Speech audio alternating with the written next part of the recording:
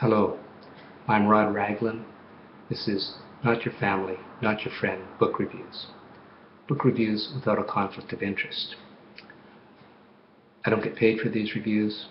I don't swap these reviews with other authors. I'm not your family, I'm not your friend, so you can't guilt me into giving you good reviews.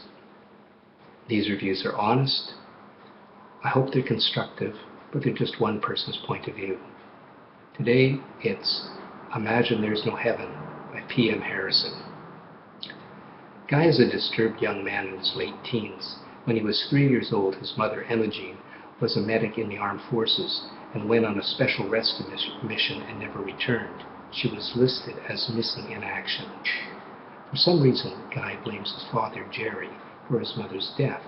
How Jerry could have prevented Imogene from obeying a direct order, or why she would consider disobeying one since she evidently was an enlisted officer, is not explained. Guy has anger issues and is in a special ed class in high school. Why is a kid with anger issues in a special education class for students with learning disabilities? Just another in the growing list of inconsistencies that plague author P.M. Harrison's novel, Imagine There's No Heaven. Gina is the instructor in this class and has a special relationship with Guy. It seems she has issues over the death of her young brother and feels if she could help Guy, it might assuage some of the guilt she still has.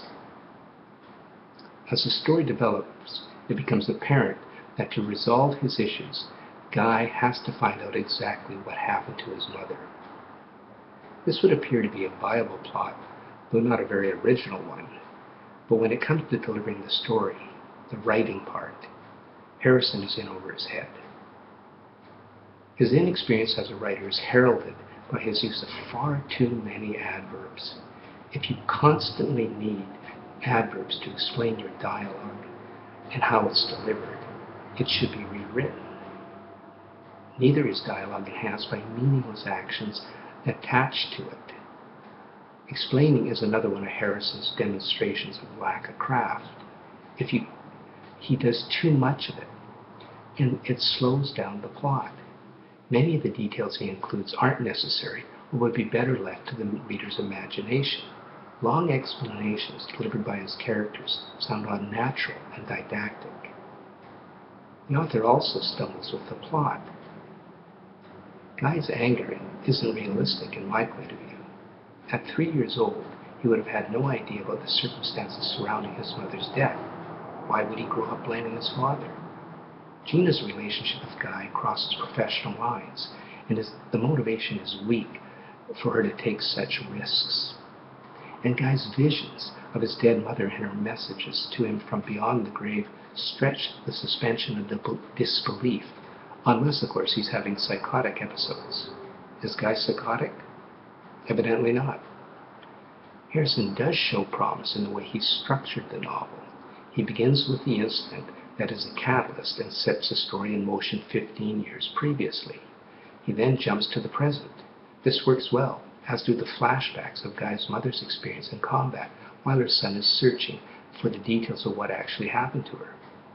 But again, this seems to be a bit beyond Harrison's ability as a writer, with his portrayal of cliched, one-dimensional bad guys and the inexplicable rescue of Imogene by the person she was sent to save. It's not surprising that the resolution of the story's external journey is predictable and Guy's internal journey is trite and uninspired.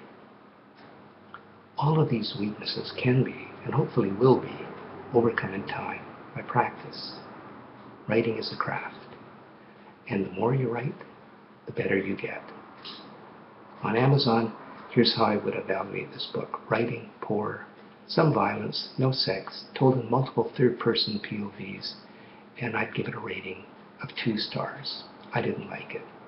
I received this novel free from Smashwords as part of my ongoing commitment to review the work of self-published authors.